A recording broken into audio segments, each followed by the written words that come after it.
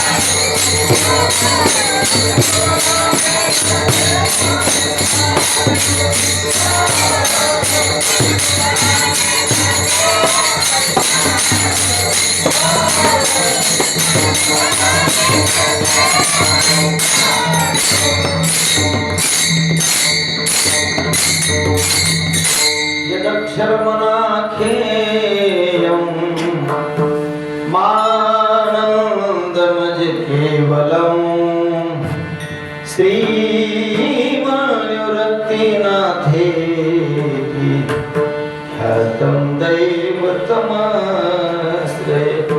सकल हि तीर्थे निवृत्तेचे पायी सकल हि तीर्थे निवृत्तेचे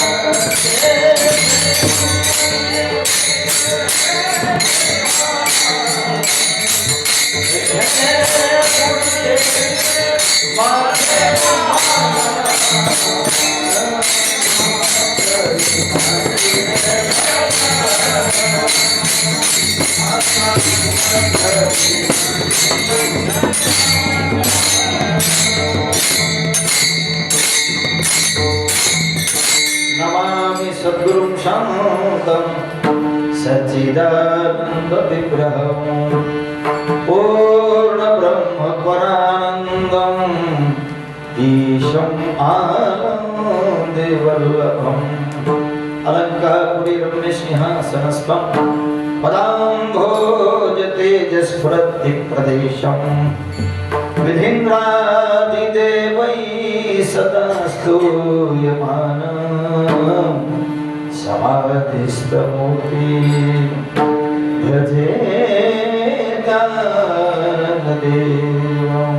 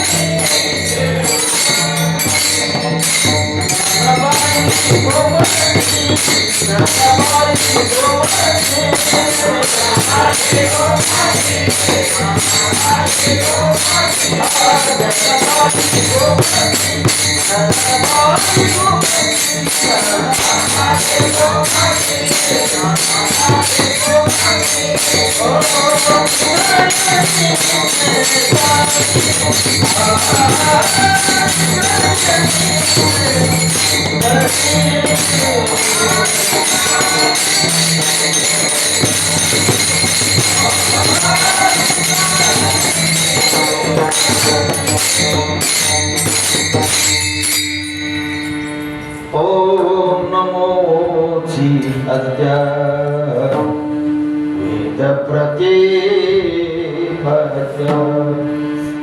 जय जय स्वसंवेद्या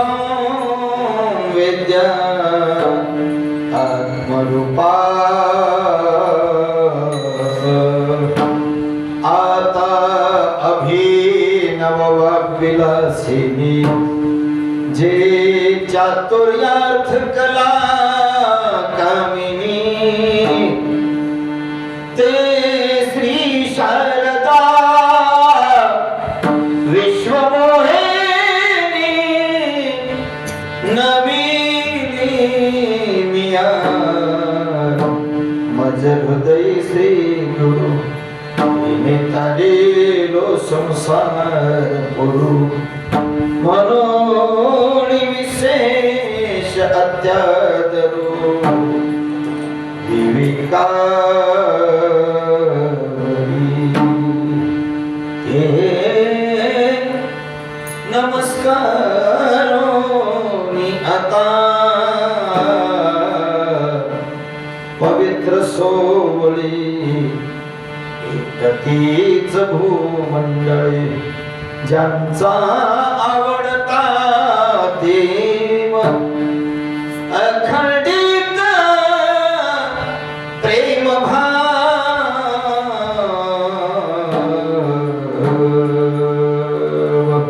प्रस्तुत प्राप्तस्थळी माऊली ज्ञानोबरायांच्या प्रकरणामध्ये कीर्तनरूपी सेवेसाठी निवडलेला अभंग समाजमान्य, लोकमान्य, देवमान्य, संतमान्य जगद्गुरु संत श्रेष्ठ तुकाराम महाराज यांचा चार चरणाचा अभंग आपल्या समोर सेवेसाठी घेतलेला आहे.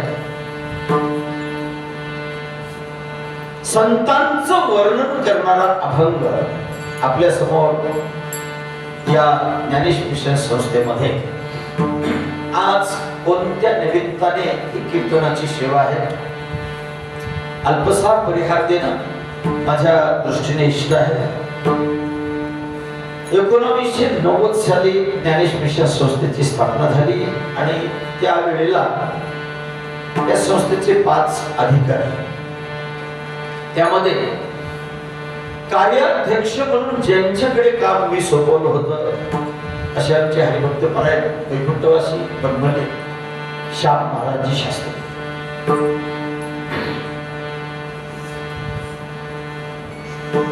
जवळजवळ 20 वर्ष त्यांनी या संस्थेचं कार्याध्यक्ष म्हणून काम केलं, तो भार सांभाळला.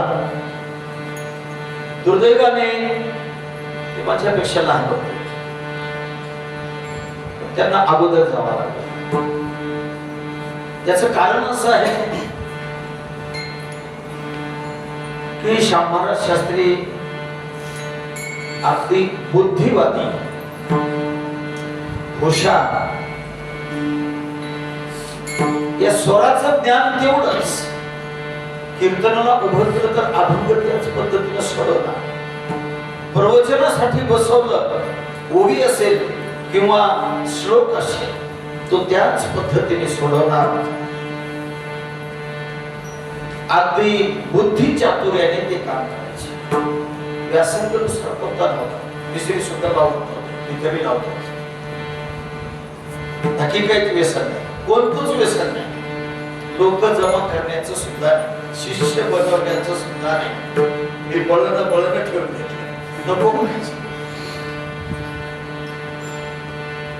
असा एक महात्मा या ज्ञानेश मिशन संस्थेला लाभला आणि गेल्या 7 वर्षापूर्वी त्यांना जावं लागलं. 2025 ते 2018 साली दिली. हे 7वं पुण्य स्मरण आहे त्यांचं. दरवर्षी आपण या ज्ञानेश मिशन संस्थेमध्ये त्यांचा हा पुण्यस्मरणाचा कार्यक्रम आपल्याला जसं घडेल त्या पद्धतीने या ठिकाणी साजरा करत आहोत. जास्त पोहापोह काही नाही. मी बाहेर जरी गेलो 5,000 लोक असले 10,000 लोक असले तरी हाच फेटा असतो, हेच कंबर बांधायला असतं. आणि इथं तुम्ही एकटे जरी श्रवण करायला असलं ते माझा तोच फेटा आहे आणि तेच कंबर बांधायचं उपक्रम आहे. म्हणजे मी जे 1,000-5,000 लोकांना सांगणार, जसं कीर्तन करणार तसं 1-1.5 तास इथंही करणार.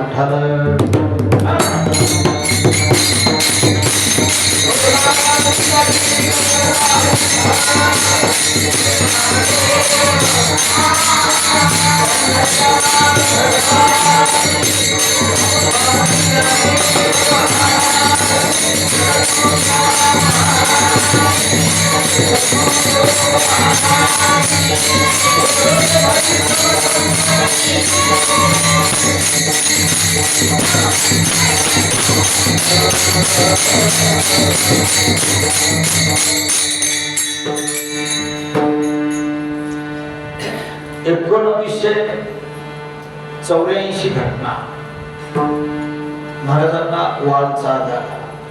आपण त्याच्याद्वारे श्वासोच्छवास घेतो ना, आणि ते यंत्र त्यांचं आतलं बिघडलं. त्यावेळेला राष्ट्रपती शंकर दयाळ शर्मा आळंदीमध्ये आले. आम्ही सर्वांनी मिळून त्यांची भेट घेतली आणि दयेचा अर्ज लिहिला ऑपरेशन करायचं. त्यांनी मान्यताही दिली, मी सर्व खर्च करतो. मी त्यांना घेऊन ससून हॉस्पिटलला गेलो. त्यावेळी त्या ठिकाणी जाधव मॅडम म्हणून होत्या. आपल्या पंचवार्षिक मध्ये त्यांची प्रवचनाची शैली होती, फार मोठं पारमार्थिक जीवन. त्यांनी सांगितलं, महाराज हे आहे असं राहू द्या, ऑपरेशन करण्याची गरज नाही. फक्त काही ओझं जास्त उचलायचं नाही, धावपळ करायचं. त्यानंतर त्याचा तोच जो वाद आहे 2018 पर्यंतचा, एवढे दिवस सद्गुरू जोग महाराज संस्थेमधील अभ्यासक्रम पूर्ण करून जेव्हा मी हैदराबादला गेलो, तेव्हा आमच्या पावलावर पाऊल देऊन ते सुद्धा हरिद्वारला आले. पण वातावरण अतिशय विषम, उन्हाळ्यामध्ये कडक ऊन, पावसाळ्यात अतिशय पाऊस आणि थंडी पडली की भयंकर थंडी. अशाही वातावरणामध्ये त्यांनी मन घट केलं. 2-3 वर्ष राहिले आणि त्यांना ते सहन होईल. मी स्वतः त्यांना हरिद्वारवरून या ठिकाणी घेऊन आलो, त्यांच्या गावी त्यांना सोडलं. त्यावेळेला संस्था नव्हती, त्यांच्या गावी त्यांना सोडून आलो. आणि नंतर संस्था स्थापनेच्या वेळेला त्यांना या संस्थेमध्ये भाग स्वतः मी त्यांना बोलवून दिला. अध्यात्मामध्ये त्यांचं असं मार्गदर्शन होतं, अध्यात्मामध्ये त्यांचा असा प्रवेश होता. शेवटपर्यंत भक्त वर्ग बनवला नाही, शेवटपर्यंत शिष्य वर्ग बनवला नाही, शेवटपर्यंत आश्रम बांधला नाही, शेवटपर्यंत काहीही बँक बॅलन्स ठेवला नाही. बँकेचं बुकच नावावर काढलं. पैसा नावाची वस्तू कोणी दिलं तरी घेतलं. त्यांच्या शेवटच्या टप्प्यामध्ये जेव्हा शुक्रताला त्यांची कथा झाली, त्या कथेमध्ये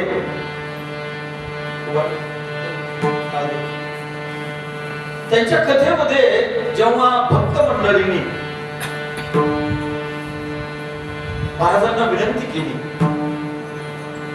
सर्व महाराज मंडळी कथा करतात, कीर्तन करतात, प्रवचन करतात, यात्रा काढतात, तीर्थयात्रेमध्ये जाऊन कथा करतात, सर्वजण पैसे जमा करतात, तुम्ही काहीच घेत नाही.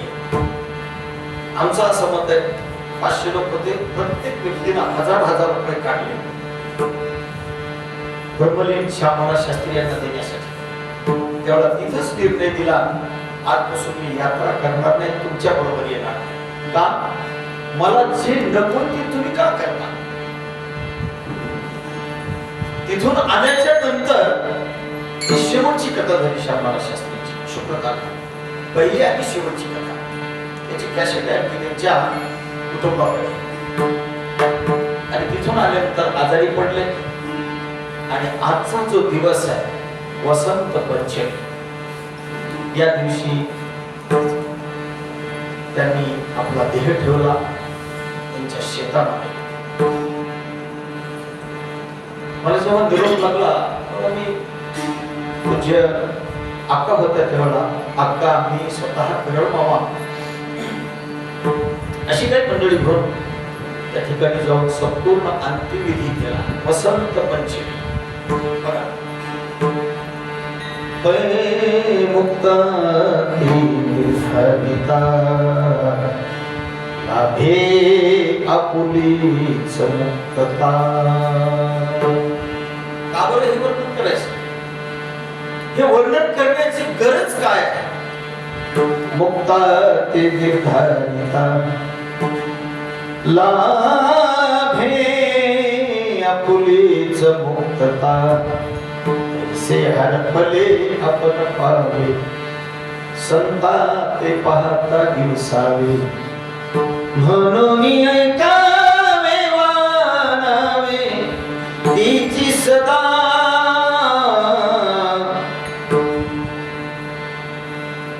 तुका म्हणे संता ध्याता. तुका म्हणे संता ध्याता.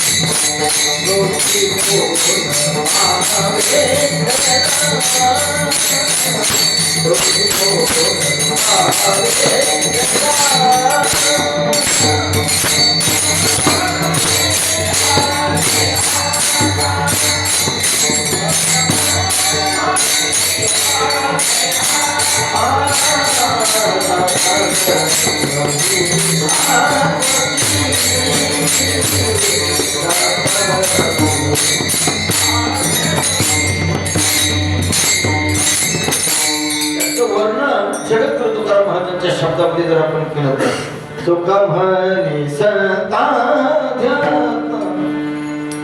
परब्रह्माचे आले हाता दत्ता लक्ष्मीचा पती. त्यांचं जर आपण चिंतन केलं, त्यांचं जर मनन केलं, त्यांचं जर विधिध्यासन केलं, त्यांचं जर तत्व पदार्थ शोधन केलं, परब्रह्माचे आदे हाता देवच साक्षात आपल्या हाताला लागतो. एवढी ताकद त्या संतांमध्ये आहे. हे संत कुठं मिळतं? एखाद्या हायस्कूल मध्ये, एखाद्या शाळेमध्ये संत पण, एखाद्या संस्थेमध्ये नाही. संत पण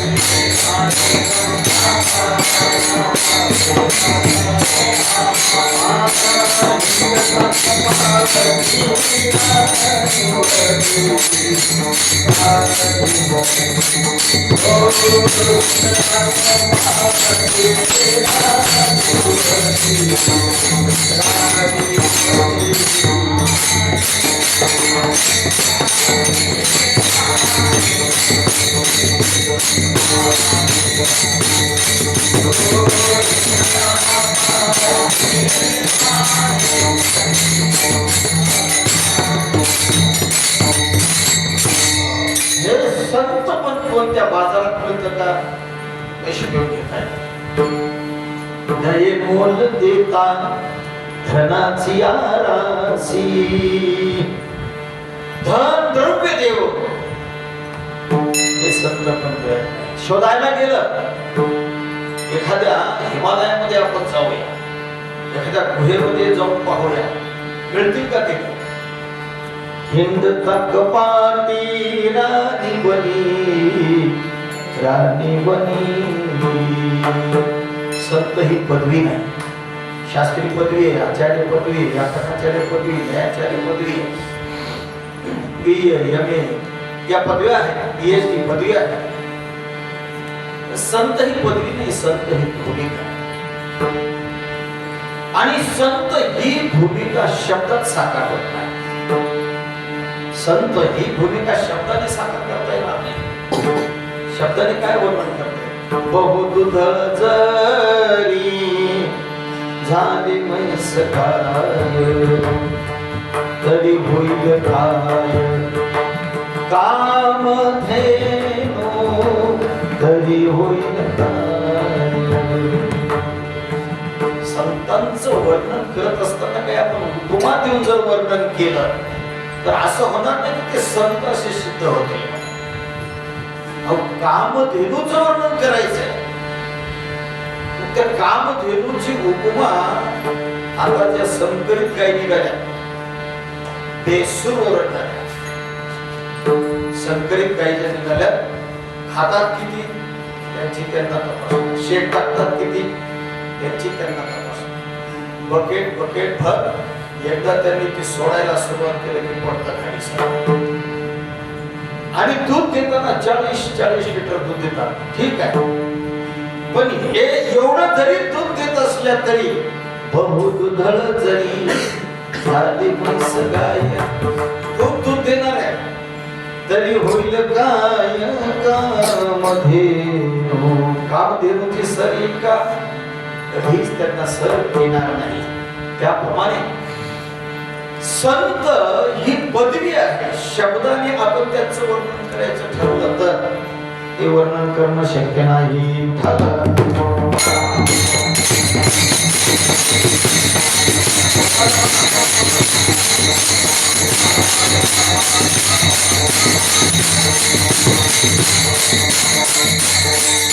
वर्णन करता येणार नाही? प्रमाण सांगून गेलो. संत हे जगात आल्यानंतर जगाचे आघात सोसत असतात. तुका म्हणे तैसे संत सोसी जगाचे आघात, तोची मोल पावी खरा करणीचा होय सुरा. जगाचे आघात सोसतात. पहा, परीक्षा सोन्याची असते, परीक्षा हिऱ्याची असते, लोखंडाची परीक्षा असते.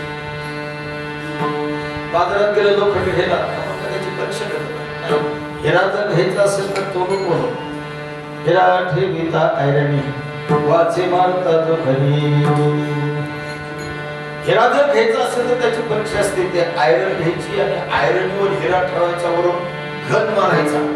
घन मारल्याच्या नंतर जो हिरा आयरनीत गुंततो तो फुटत नाही, भंग पावत नाही, त्याचं नाव ओरिजिनल हिरा.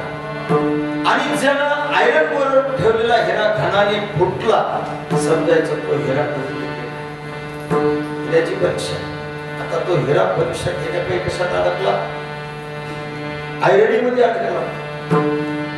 बाहेर कसा काढायचा? जसा हिरा असतो तशी हिरकणी असते, जसा हिरा असतो तसा हिरकणी असते. जसा अध्यक्ष असला की उपाध्यक्ष असतो, मास्तर असलं की त्याची मास्तरी नसते, डॉक्टर असले की त्याची, वकील असले की त्याची, बुवा असले की त्याची बुई. हिरा असला की हिरकणी असते.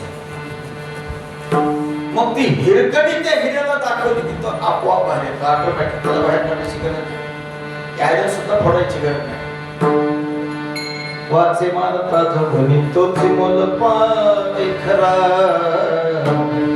करणीचा होती चुरा तुका नीतीचे संत सोशी जगाचे आघात उठाला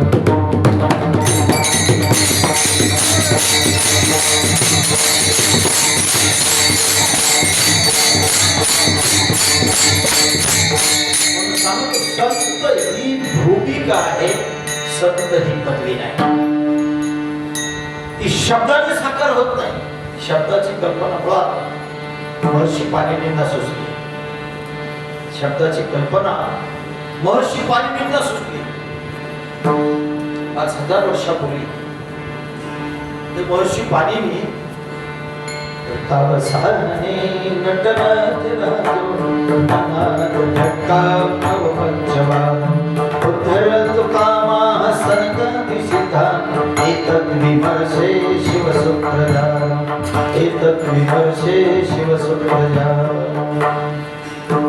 भगवान शंकरजी एकदा नाचले आणि नाचल्यानंतर डमरू वाजवला डमरू वाजवला त्या डमरू मधून काही शब्द निघाले आई ओम रीम निकेरो आया छायावर लन यमंगनाम झबाय खडदस खप छटक चटक कपाय शशशर आणि हल बाराखडी ही काय बाराखडी ही बाराखडी महर्षी पाणिनींनी त्या डमरू मधून फक्त आणि फक्त 14 शब्द आणि त्याच्यावर संपूर्ण व्याकरण शास्त्र तयार केलं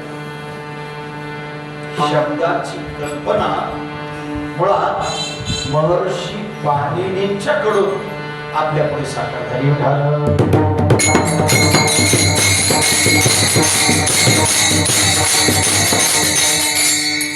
देव नाचले म्हणून शब्द आपल्या समोर आले एक व्याकरण शास्त्र आपल्या समोर आलं आता माणसं नाचल्यावर काय काय बिघडते कोणा कोणाचं बिघडते माणसाचं नाचणं चांगलं बेताल नसतात माणसं नाचण्याला पण आजकालच्या नाचण्यामध्ये शुद्ध सात्विकपणा आहे ते कीर्तनात नसतील ही चांगली गोष्ट आहे भजनात नसतील ही चांगली गोष्ट आहे हरिपाठात नसतील ही चांगली गोष्ट आहे पण त्याचा जो धांगडधिंगाणा आहे ना तो धांगडधिंगाणा भलत्याच ठिकाणी नाचण्यावर त्या नाचण्याला कोणता पार्ट आणि कोणता अवयव कोणीकडे हलवतील त्याचा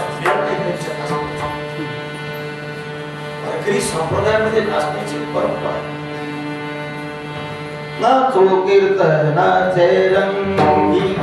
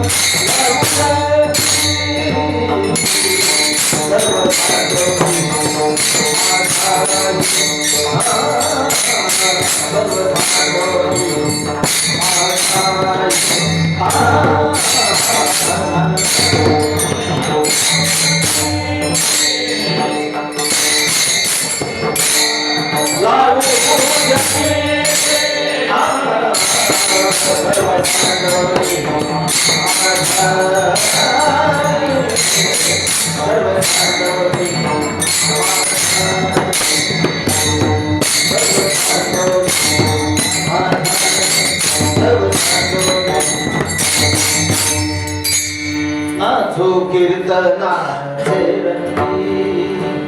ज्ञान दीप लावू जगी वारकरी संप्रदायामध्ये नाचण्याची परंपरा गाऊन जो विठो तुझा करुणा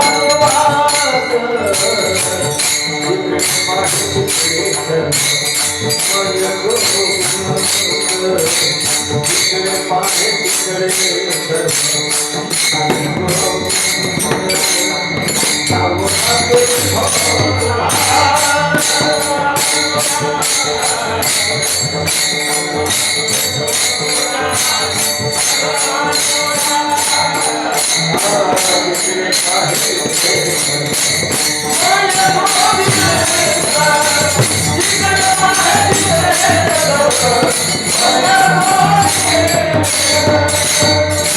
नाचण्याची परंपरा आणि नाचण्याचा परिणाम जिकडे पाहे तिकडे सर्व मय गोपिका नसल्या अटती भवनंदिकाननम कुटिलयुगायते कामपश्यतां कुटिलकुन्तलं श्रीमुखं चते जडयो दीक्षतां पक्षपक्षा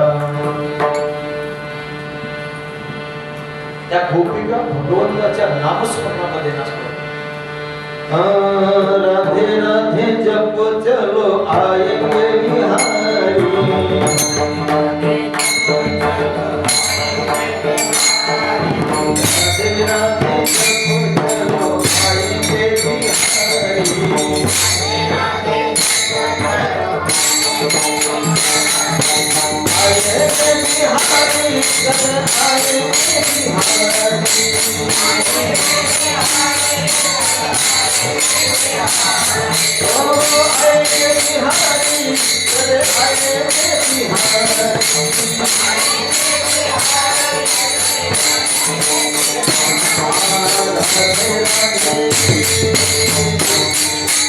राधे राधे जप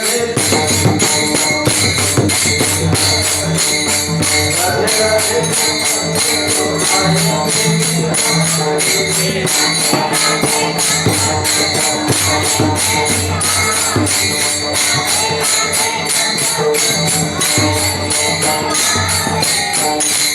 जे रात्रीच्या नावामध्ये स्थापन ती देवाबरोबर नसली तया दिले ते कोणाशी नाही अवघा अंतर्बाही तो जावा गळणी करीती देवासी विभिचार सांडोणी आचार भ्रष्ट होती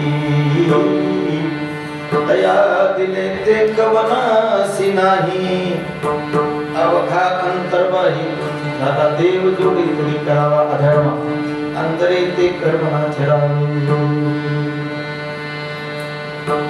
नाचण्याच्या परंपरेमध्ये संप्रदाय आणि संप्रदायाचं शुद्ध नाचणं हे भगवंताकडे जाण्याचं साधन आहे भगवंताकडे हे जाण्याचं साधन आहे ही परंपरा महात्म्यांची आहे ही परंपरा संतांची आहे ही परंपरा सद्गुणांची आहे जे आपल्या चरित्राने जगताला पवित्र करतात त्याचं नाव घेण्यामध्ये फार पुण्य प्राप्त होणार आहे पुण्यवंत व्हावे पुण्यवंत व्हावे पुण्यवंत व्हावे पुण्यवंत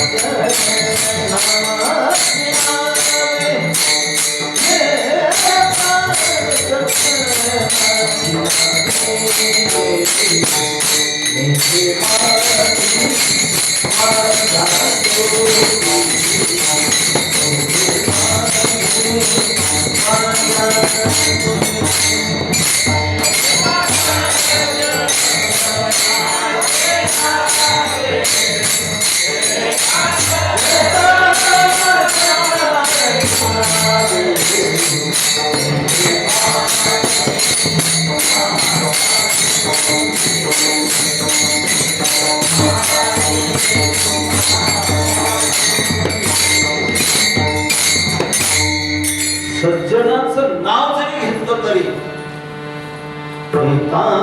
सज्जनाची नावे, त्यांचं जर नाव घेतलं तर महालाभ होत असे. पुण्यवंत व्हावे घेता सज्जनाची नावे, निघे मा जीवाच्या नटी महालाभ भोगासाठी.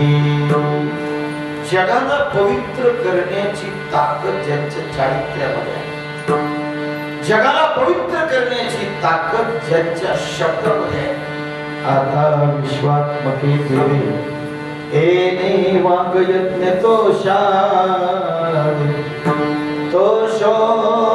निमज द्यावे बसाय दानही. ही ताकद शब्दामध्ये, माऊलींच्या शब्दामध्ये, जगद्गुरु तुकाराम महाराजांच्या शब्दामध्ये ही ताकद आहे.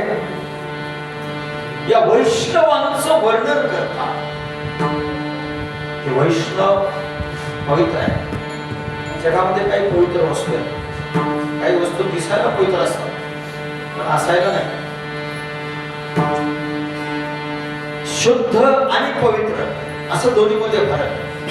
जी वस्तू शुद्ध आहे ती पवित्रच असेल असं नाही, आणि जी वस्तू पवित्र आहे ती शुद्धच असेल असं नाही.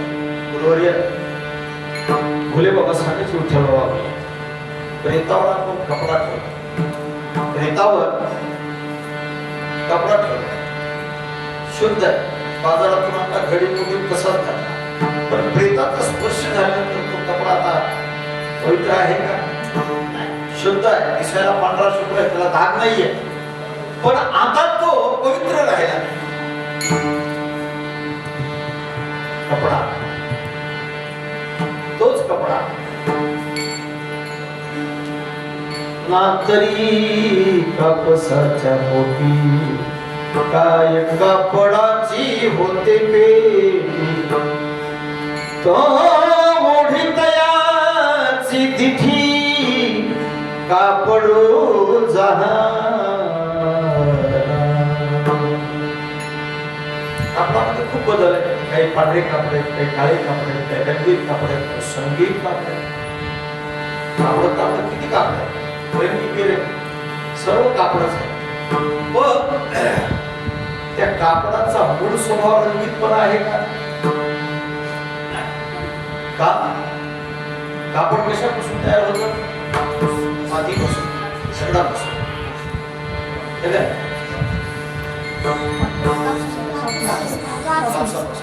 मातीपासून तयार. कापसापासून तयार होतं. हे जे कापूस आहे तो कुठून तयार झाला?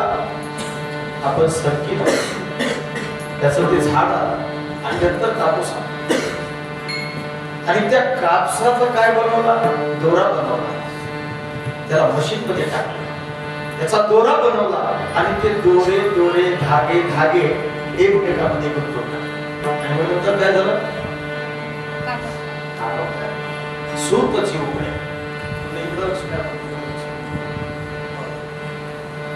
सूत एकत्रित गुंतल्याच्या नंतर काय तयार झालं? कापड. कापडाचा रंग पहिला कसा होता? कापसाचा पांढरा. तसंच हे आता आपण त्याला रंग दिले. आपण त्याला काय केले? रंग दिले. कापसाच्या पोटी काय कापडाची होती. कापूस तयार झाल्याबरोबर कापडाच्या पेट्या तयार झाल्या का? नाही तयार झाल्या. त्याला मशीन मध्ये टाकल्याच्या नंतर त्यापासून हे कापड काय झालं? तयार झालं. कापडाचे जे रंग आहेत ते नंतरचे रंग आहेत. कापडाचे रंग हे नंतरचे रंग आहेत. आता रंग कसाही असू द्या, रंग कसाही असू द्या, त्या कापडाचं तंतूचं म्हणतात दोऱ्याचं. भांडण कुणाचं लागलं? बरोबरच माहिती आम्हाला. भांडण चालूच आहे तेव्हा ते कापडाचं भांडण तंतूचं भांडण काय सांगायचं? भाडखोरच. कापडाचं आणि तंतूचं भांडण लागलं. तंतू बट ज्याला आपण म्हणतो, दोघांचं भांडण लागलं. कापड म्हणलं हे पा तुला राहू वाटलं राहा, नाहीतर तुझं तो काम कर. तंतू म्हणाला मी जर गेलो तू कापड म्हणून काय, आता या कापडामधून एक एक धागा जर बाजूला काढला तर कापड म्हणून काही शिल्लक राहील का? काही सुद्धा कापड म्हणून शिल्लक. सुंदर चिते उघडे आपण लुगडं म्हणतो, धोतर म्हणतो, शर्टाचं कापड म्हणतो, पण त्याच्यामध्ये खरं काय आहे? खरं त्याच्यामध्ये कापूसच आहे.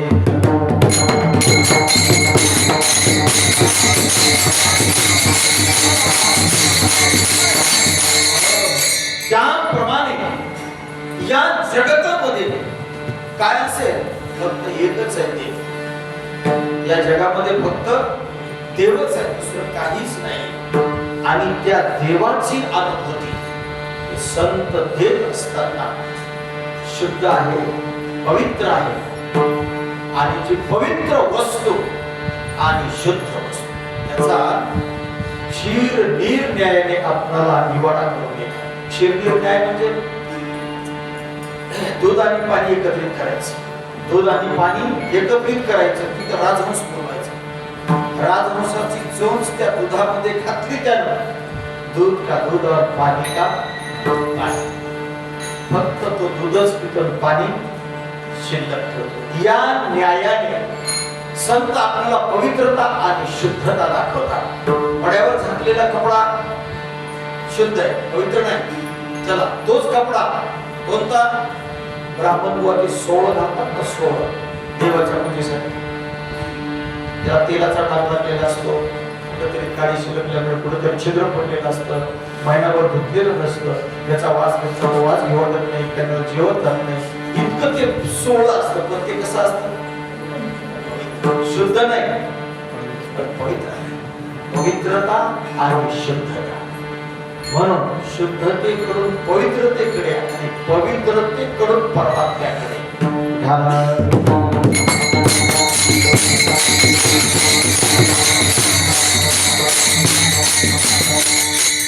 अशी संतांची पवित्रता जर आपण घ्यायची ठरली,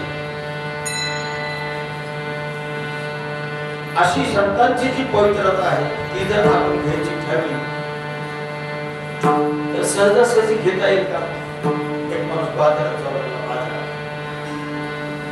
बायकोला पाठवलं, गेला बाजारात, जाता बायको हे बा काय करा, तुम्हाला ज्या ज्या वस्तू आणायच्या आता मी यादी करून दिली, तुम्हाला ते जमायचं नाही पण चाललात तर जा. एखादी वस्तू तुम्ही पटली तुम्हाला किंवा मी सांगितलेली वस्तू पटली आणि जर दुकानदार म्हटला हिची 100 रुपये किंमत आहे, तुम्ही काय करायचं? 50 रुपयाला देतो का म्हणायचं, निम्म्यातच मागायची. काय करायची? ती वस्तू निम्म्यातच मागायची.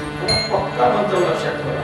हो, बाकीच्याला सांगितलं कुणालाच ऐकायला बायकोनं सांगितलं बरोबर ऐकायला तुम्हाला नाही, तुमची गोष्ट सोडून बसले तर तिने सांगितलं की मात्र ते ऐकणारच, बाकीचं नाही. गुरुनं सांगितलं कुणी ऐकत नाही, डॉक्टरनं सांगितलं कुणी ऐकत नाही. लोकांना म्हणतात तंबाखू कुठं ऐकत.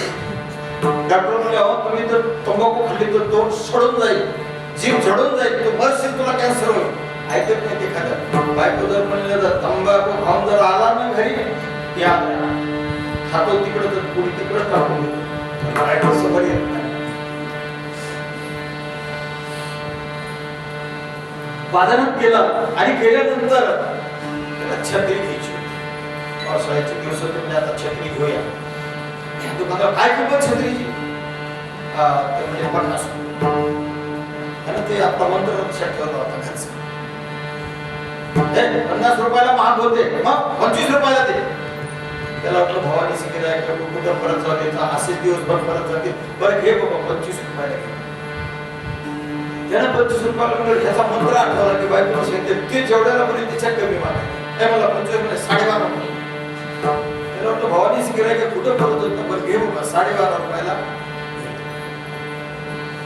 पहिला मंत्र आठवला, नाही 12.5 रुपयाला नाही, 6.25 रुपयाला घे. ते मला 6.25 रुपयाला. त्या बायकोचा मंत्र आठवला, अर्ध्यातच मागायचं. ते म्हणलं 6 रुपये 15 पैशाला घे. तेवढा 6 रुपयाला मागायला, तेवढा 6 रुपयाला घे, 3 रुपयाला घे. ते मंत्र आठवायचं. बायकोने सांगितलं की निम्यात मागायचं, निम्यात मागायचं.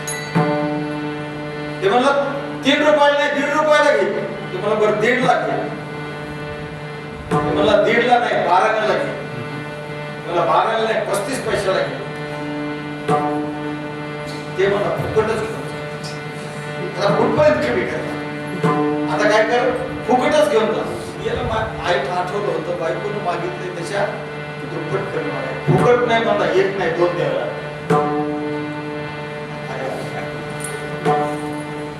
फुकट नाही 2 द्याव्या लागतील तुम्हाला. दृष्टांत कशासाठी सांगितलं? दृष्टांत कशासाठी सांगितलं? आपण जी पवित्रता आहे, जी शुद्धता आहे, ती शुद्धता जर प्राप्त करून घ्यायची ठरलीच तर आपल्याला कुठे मिळेल का? शुद्धता आणि पवित्रता देण्यासाठी माता गंगाजी पवित्र आणि ती देते. मोक्ष देवो निउदार काशी हो यकीर परिवेशने लागे शरीर दिए गावी. मोक्ष देवनी उदार काशी होईल की परिवेशने लागे शरीर दिए गावी. हिमवंत दोषी खाय परी जीवित वाचे आणि परी येते आहे मरणे. हिमालय पर्वत पवित्र आहे आणि पवित्रता देतो, पण मरावं लागतं. मरण आवडतं का कुणाला? मारलेला आवडत नाही. मरण कसं आवडत? मरण कसं आवडत? मलाच आवडत. मराहा करून सहते मीडिया मरण कुणालाच आवडत. हिमालयाची यात्रा ज्याने ते वर गेले तिकडं त्यांना माहिती. एकदा जर ते बद्रीनाथ केदारनाथला जाऊन आलं ना, मी एकदा जाऊन पुन्हा जाण्याची इच्छा होती. जय बद्री विशाल, जय बद्री विशाल. आता असे डोळे फिरतात वरून, आता खाली जातो की काय खबरदार. हिमवंत दोष काय? हिमवंत म्हणजे हिमालय दोष खातो जीवितवाची. आणि बद्रीनाथ केदारनाथला जर आपण गेलो तिथं पाणी जर बांधलं, सर्व अंग असं लाल होतं, लाल. म्हणजे रक्त आणि कातड यांच्या संपर्कामध्ये सर्व रक्त 3-3 हजाराचं इंजेक्शन द्यावं लागतं एका टायमाला. तेव्हा ते मनुष्य जागेवर दोष काय? कोणी जीवितवाची आहे. गंगाजी फेडीत पाप ताप ओशीत किरीचे पादप. समुद्राचा आप गंगेचे शंकर तेरी जटा से बढ़ती है गंगाधारा. शंकर तेरी जटा से बढ़ती है गंगाधारा.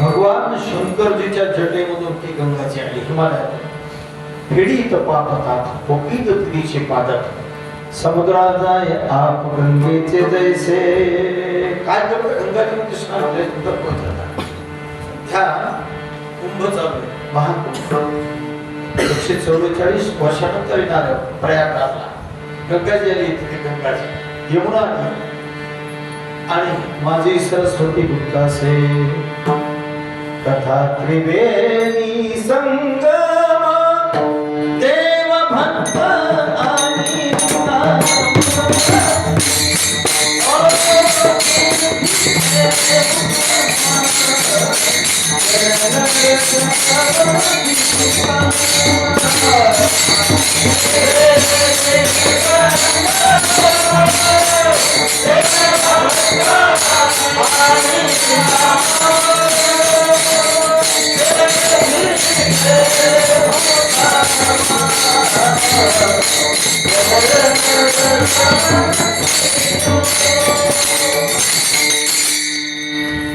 त्रिवेणी संगम कोणता त्रिवेणी संगम तथा त्रिवेणी संगम देव भक्त आणि नाम प्रयागराजला गंगाजी यमुना आणि सरस्वती हे दोन संगम आहेत एक संगम आहे तीर्थराज आणि एक संगम आहे तीर्थ जो तीर्थाचा संगम आहे पण तीर्थराज संगम त्याला म्हणतात एक भौम तीर्थ आहे एक चित तीर्थ भौम तीर्थ म्हणजे जमिनीवर ज्या नद्या आहेत सरोवर आहेत काय करतात तीर्थे बाह्य मलक्षानी ती बाह्य मल कमी करतात तीर्थ आतला मळ नाही घालत मळ घालायचं असेल तर काय लागतं नाही निर्मळ जीवन काय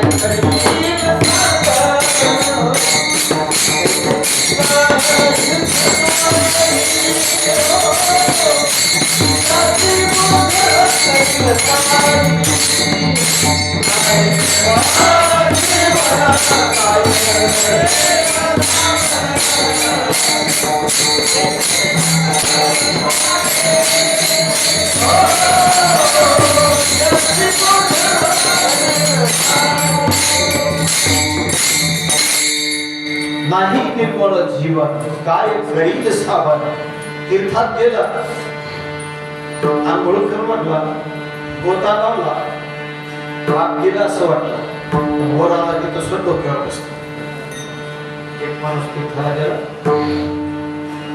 गावाला वैताग होता नंबर लॉक दिला होता आज ह्याला भांडायचं उद्याला भांडायचं सर्वाला भांडायचं सर्वाला भांडायचा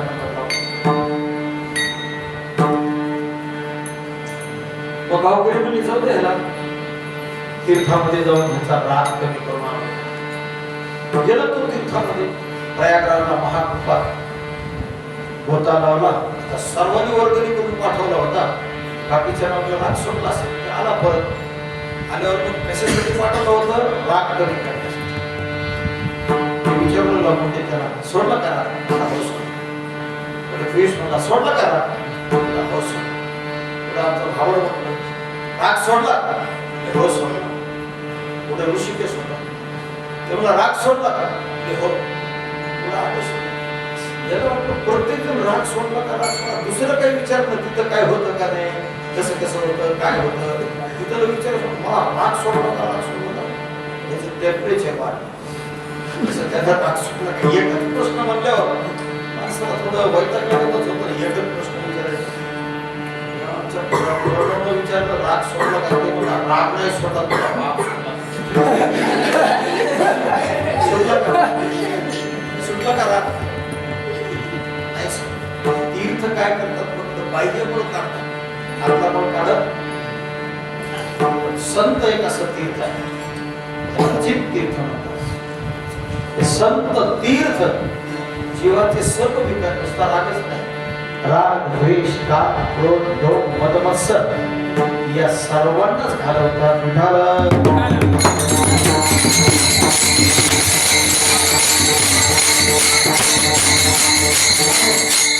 संत अगदी पवित्र आहे पवित्र सोवळी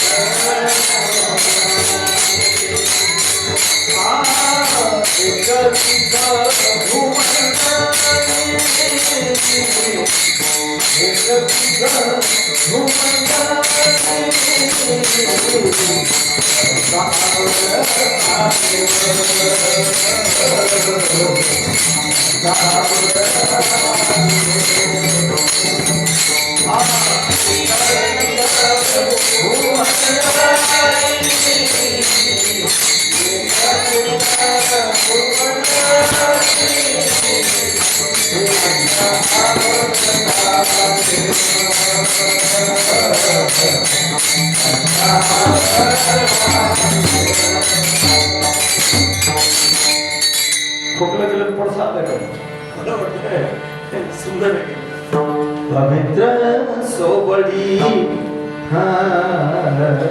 एकतीच भूमंडळी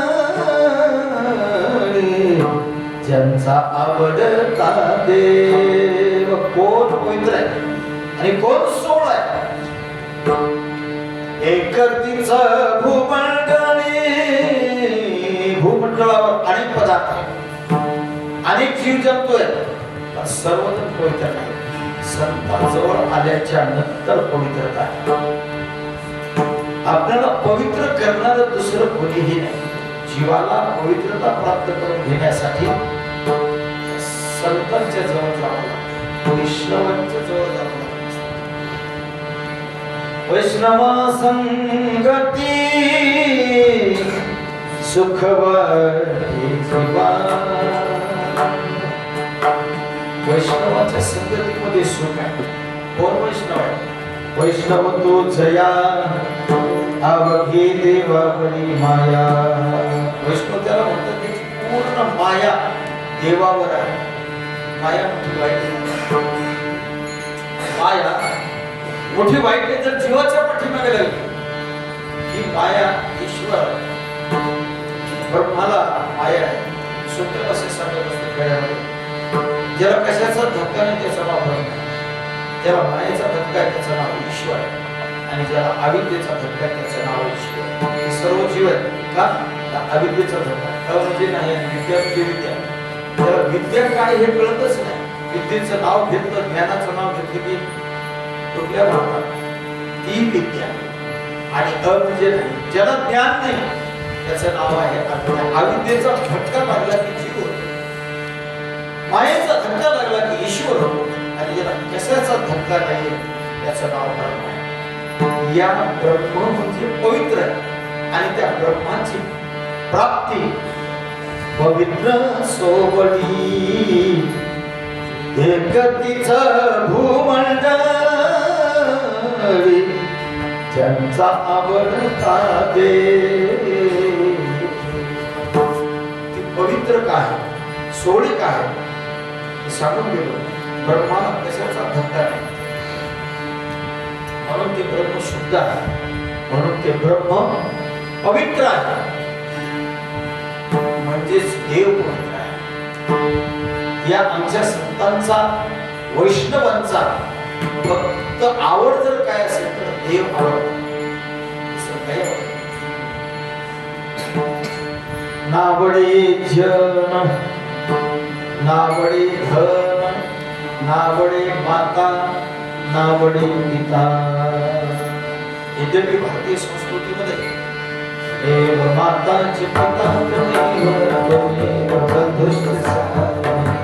त्वमेव विद्या त्वमेव सर्वं मम देव देवाबरोबर सर्व नाती जोडलेली हरे कृष्ण माझी माता कृष्ण माझा पिता कृष्ण माझी माता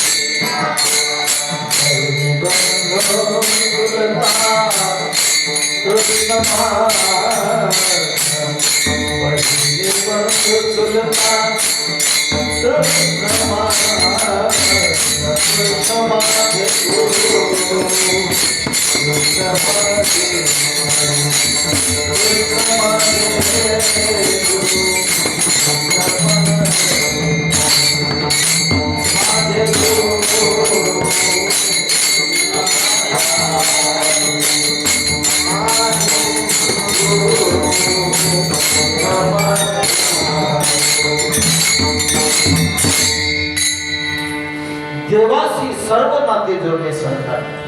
कृष्ण माझी माता कृष्ण माझा पिता. जगद्गुरु महाराज देवाचं कृष्णाचं वर्णन करतो. त्याच्याबद्दल सर्व माता तीच आहे, पिता तीच आहे, बहीण बंधू चुलता कृष्ण माझा. ज्ञानदेव गुरु ज्ञानदेव तारो उतरी पैल पारो.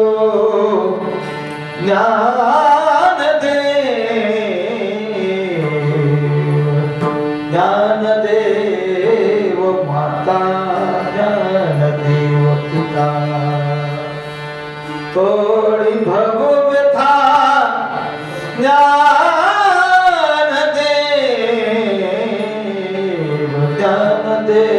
गुरु ज्ञानदेव तारो. माता पिता एक गुरु आणि संत असं पवित्र नातं. पवित्र देव आहे, पवित्र संत आहे, पवित्र सोहळी. एक तीच भोमंडळी ज्यांचा आवडता देव अखंडित प्रेम भाव. अखंडित खंडच नाही दिशा प्रेम आणि भाव दोन पदार्थ एक प्रेम आणि दुसरा भाव. देवाला आवडतं ते प्रेम. देवाला कोणाचं धन आवडत नाही. तो किती मोठा आहे, तो किती छोटा आहे, तो कोणत्या वयाचा आहे हे देव काहीच बघत नाही. देव फक्त काय बघतो? देव फक्त तुम्ही त्याचं नाव किती घेता एवढं देव पाहतो. म्हणजे तुम्हाला त्याच्याबद्दल प्रेम किती आहे. प्रेम देवाचे देह भाव जायचे. जोपर्यंत आपला देह भाव आपण देहावर आसक्ती ठेवतो तोपर्यंत त्या देवाचं प्रेम मिळत नाही. तुझे खंडे तरी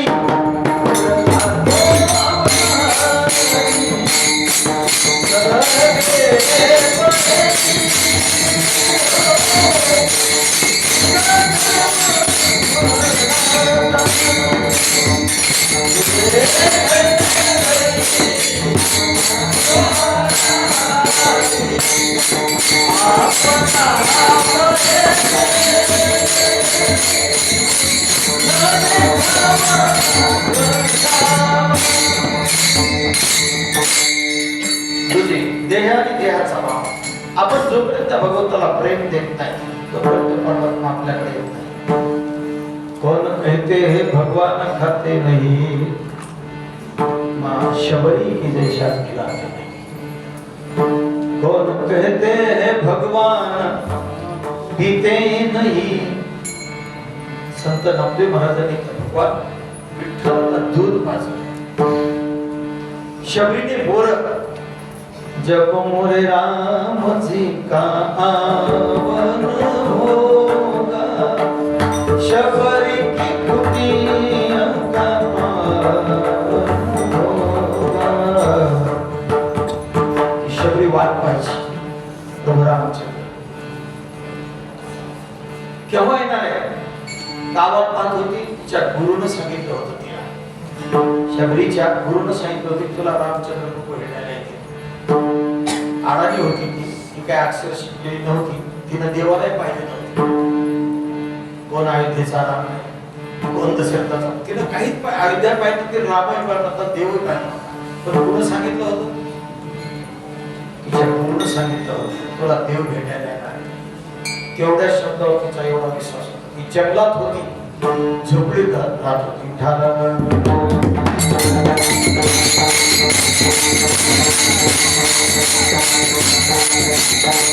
झोपडीत राहायची, ती झोपडी सारून ठेवायची, रस्ता झाडून ठेवायची. मेरे झोपडी के भाग आज जग जाएंगे, झोपड़ी के भाग आज जग जाएंगे, राम आएंगे आएंगे राम आएंगे, मेरी झोपड़ी के देव कधी येणार. सफलम गुरु भाषितम, पण गुरुनं म्हटलं जेव्हा खरं होतं तेव्हा त्या जीवाला आनंद होतो. रामचंद्र प्रभू आले, तिने गोड कोणती खायला दिली, गोष्टी गोड खायला दिली. का बरं? जर गोड ते गोड जर आंबट असतं देवानं खाल्लं तर ते दात पडत नाही. म्हणून तिने ते गोड गोड गोडच काढून ठेवलेले होते. तिचा भाव होता कन्या भक्षी विदुराच्या. विदुर काकाच्या घरी कन्या खाल्ल्या. कोणत्या युगामध्ये?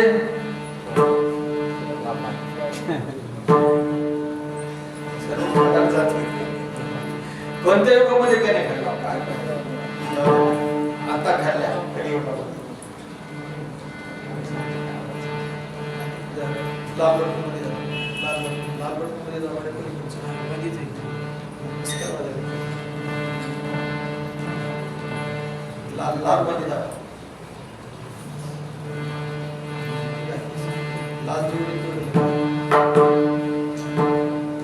कलियुगामध्ये जगद्गुरु तुकाराम महाराजांच्या घरी पाहुणे घराचे आधी हे ऋषी केशी हे करू उपचार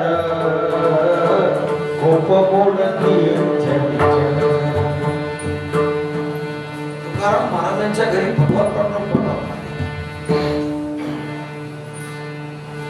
आणि मग भेद बनवायला सांगितलं. जिजाऊ माता म्हटल्या घरात काय पाहिजे भेद बनवण्यासाठी. बघितलं घरी तर बाजरी साखर कण्या भरडल्या कण्या आणि त्या कण्या पाणी जे असतं ते मध्ये दाणी देव जेवायला बसले ते काय कण्या सापडच ना नुसतं पाणीच. हे बोट होते 10 भगवान परमात्मा चतुर्भुज बनले आणि 20 बोटानं सावरू लागले पण मध्ये कणच सापडे ना. तेवढंच महाराजांनी विचारलं गरीबाच्या घरचं भोजन देवा कसं झालं. वा महाराज समर्थ कन्या समर्थ. महाराज बोलले देवा चिडवताना गरीबाला तुम्हाला ते कण सापडणार तर पुन्हा माझ्या कन्यानं समर्थ म्हणतात. बरोबर मी नाव दिलं समर्थ कन्या. का बरं महाराज आठवत असेल तुम्हाला एक महाभारताचं युद्ध होतं आणि त्या महाभारताच्या युद्धामध्ये जेव्हा भीष्माचार्य आणि अर्जुन या दोघांच्या मध्ये युद्ध सुरू झालं. भीष्माचार्यांनी बाणावर बाण मारायला सुरुवात केली. अर्जुनाला खायला पण हतबल झाला अर्जुन. अर्जुनला वाटलं आता नक्कीच म्हातारा मारल्याशिवाय आपलं काही खरं नाही. असा बाण मारणार भीष्माचार्य शेवटचा बाण मारला. दिवस मावळल्याशिवाय भगवंताला कळलं गेला. अर्जुन आता मेला. राहत नाही याच्या बाणाच्या. देवाला रथाच्या खाली उडी मारली. काय घेतलं? रथाचं चाक घेतलं. ते सुदर्शन चक्र.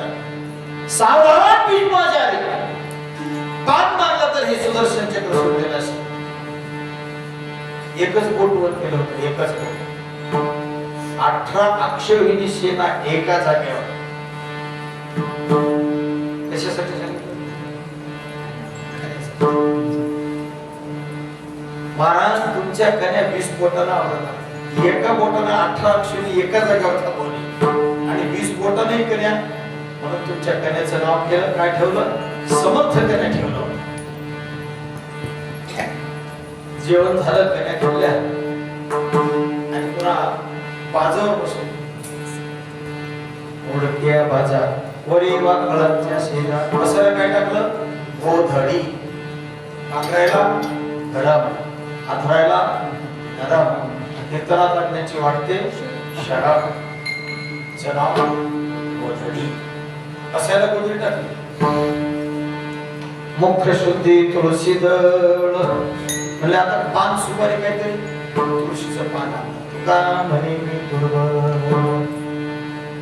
तुकाराम महाराजांच्या घरी आता 450 वर्षापूर्वी भगवान कन्या खाल्ल्या. असा देव कशाचा भोगलेला आहे? प्रेमाचा आणि भावाचा भोगलेला परमात्मा आहे.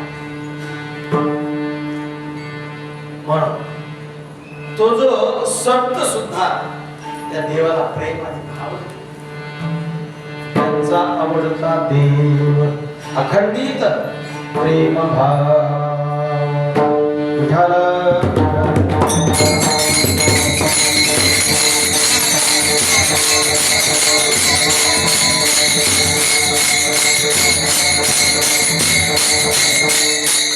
खरी भाग्यवान कोण आहे? तेचा भाग्यवान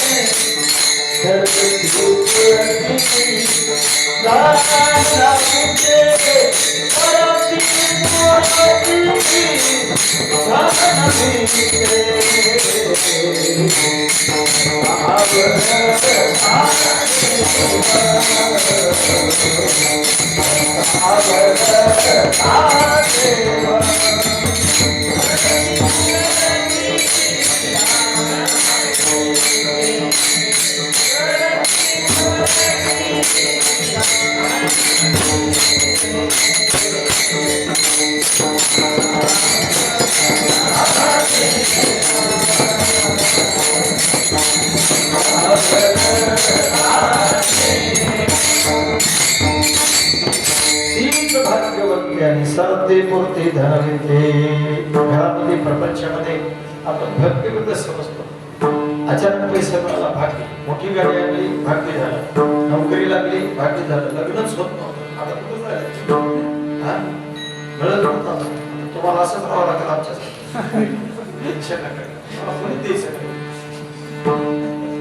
इथं आलं तर काय कळत ना, घरी गेलं तर काम करतात कोण द्यायचं? घरचे न्यायचं सोडली, घरचे न्यायचं सोडली, तिथं झोपले दोन सुद्धा बेकाम. घरी जे काम आहे घरी जे ठिकाणी असेल बाबा आमच्या पिंटूला घेऊन पिंटूला घेऊन आमच्याकडे जमत बरं मला पिंटूला आणत होते. 25 वर्षाचं गोट हे आता असं बघायला म्हणजे हे पिंटू का ते होतं हे महाराज म्हणतील का असली पिंटे आपल्याकडे काय साधे का? तिचं भाग्यवान भाग्यवान आहे. प्रपंचातलं भाग्य वेगळं. नोकरी मिळाली, बायको मिळाली, घर मिळालं, सत्ता संपन्न मिळाली, हे भाग्य. जगद्गुरु तुकाराम महाराज त्याला भाग्य तरी नो हे धन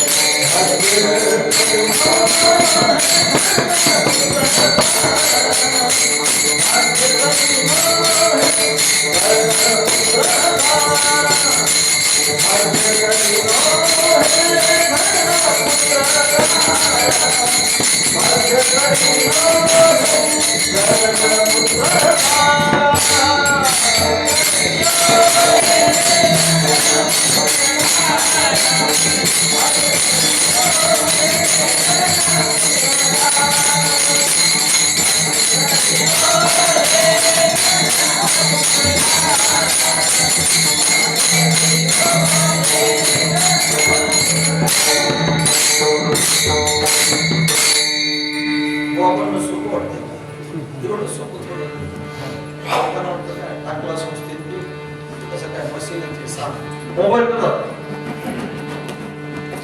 6 महिन्यात कीर्तन करायला पाहिजे बापाची ठेव 6 महिन्यात कुणालाच झोप नाही कीर्तन 6 महिन्यात पुन्हा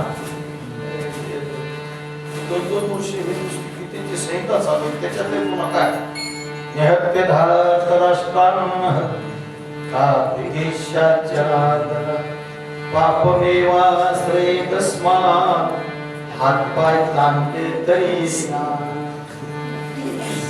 सोपं इतकं सोपं नाही 6 महिन्यात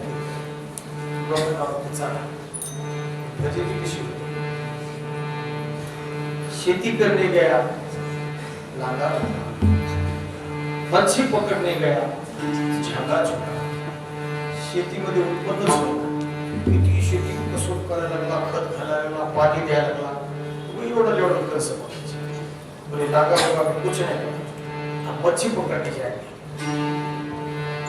समुद्राच्या किनाऱ्यावर गेला मच्छी पकडायला तो झागा छोटा छोटा बडा पेट मिळाला ह्याच्यात काय काय बोवा बने बोवा बनणे काय उलटा टाका इतकं सोपं नाही माऊलीचा कृपा प्रसाद लागतो आणि गुरुचा आशीर्वाद लागतो आपण तुला माऊलींचा आशीर्वाद लागतो गुरुचा आशीर्वाद लागतो कृपा प्रसादाने आशीर्वाद असल्याशिवाय उलट टाकल्याशिवाय धोबी का कुत्ता न घर का न धाका अशी अवस्था होती संस्थेमध्ये झोपत करायच्या दिवस त्या वाटतं मला आलं पण काही नाही झेरो बजेट असते म्हणून ते संत जे आहे भाग्यवान आहे आपण भाग्य वेगळं समजतो भाग्य तरी नव्हे धन कारण निकटवा सर्व संतापाई हे जे धन आहे विद्याधन सर्व धनामध्ये प्रधान आहे चोरी चोर करू शकत नाही भ्रातृ भाज्य भाऊ भाग्य करू शकत नाही देव पुत्र वंदनीय विद्याधनम सर्व धनम प्रधानम व्यवहारात वाटण्या होतात व्यवहारामध्ये वाटण्या होतात भाऊ भावाची इस्टेट वाटून मागतो वाटण्या करताना लोक फार हुशार असतात 2 भाऊ मोठे भाऊ ते करतात बारक्याचे लग्न झाल्यावर बायकोनं कान फुकले तुम्हा सांगते वेगळे निघा वेगळे निघून संसार बघा दुसऱ्या दिवशी बसलो चव्हाट्यावर बघून बसलो पावसाळ्यात ती दोन्ही कुठली अशी काय भाऊ म्हणला अरे जनावर सोडायचा टाइम झाला न्यायी करा घेऊन जा हे काही नाही जेवण आहे थोड्या वेळ भावाला आनंद जेवण केलं तो टाकून काय होते गौरी फुगल्याला फुगून बसले त्याला कीर्तन कळत नाही सांगितलं जोगेश सांगितलं नुसते येड्याकडे बघायला ओळखलं की काहीतरी घरामध्ये कान फुगले असतील बायको काहीतरी घरात कान फुगले असतील काय म्हणणं तुझं काय नाही म्हणलं दादा एक दिवस कारभार केला आता गोडीत तुमचं तुम्हाला बरोबर असं आहे ठीक आहे काय करणार सर्व वस्तूचे वाटणे तूच कर आणि तूच मला काय द्यायचं ते बारके भावाला वाटणं केलं मोठ्या भावाला काय द्यायचे ते दिलं भरपूर झाले दोन वाटण्या करायच्या राहिल्या एक राहिली गोदडी आणि एक राहिली म्हैस म्हैस आणि गोदडी दोन पदार्थाच्या वाटण्या करायच्या मग म्हणजे दोन पदार्थाच्या वाटण्या करायच्या राहिल्या असं करतो सर्व वस्तू तूच वाटल्या तूच घेतल्या त्या दोन पदार्थाच्या मी वाटल्या म्हणजे ठीक आहे मोठ्या भावानं सांगितलं पुढचा भाग म्हशीचा तुझ्याकडं पाठीमागचा भाग माझ्याकडे आणि गोदडी दिवसभर तू सांभाळायची संध्याकाळची माझ्याकडे आपल्या लक्षात संध्याकाळी गोदडी त्यांच्याकडे जाणार पांघरायला आणि दिवसभर यांना धाकली दिवसभर यांना म्हशीला खोकारायचं आणि संध्याकाळी त्यांना दूध काढून द्यायचं म्हणजे अहो सर्व वाटणे केल्या तरी आपल्याला काय वाटणे मोठ्या भावानं आपला हात राखून घेतला गोदडी दिवसभर आपण सांभाळायची संध्याकाळी पांघरायचं दिवसभर म्हैस आपण सांभाळायची संध्याकाळी त्याला दूध काढायचं मग काय म्हणतात मी सांगते कसं ते कसं म्हणजे आज काय करायचं दिवसभर गोदडीचा उपयोग आपण करायचा आणि संध्याकाळ झाली हौदात बुडवायची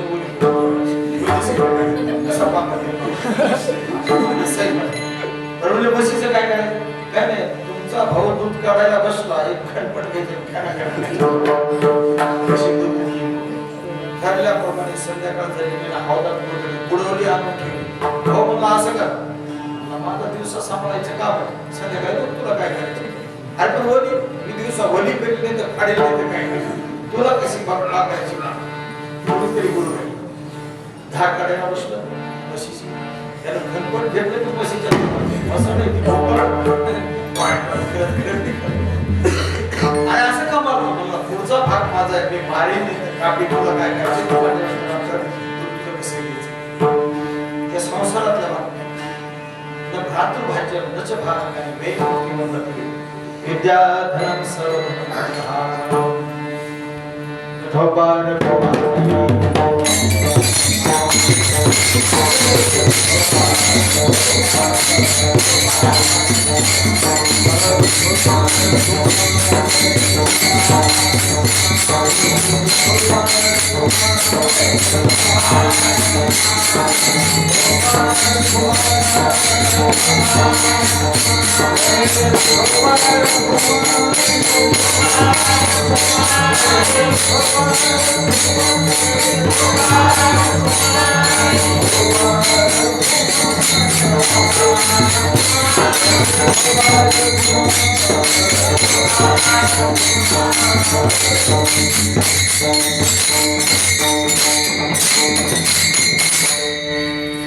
Ah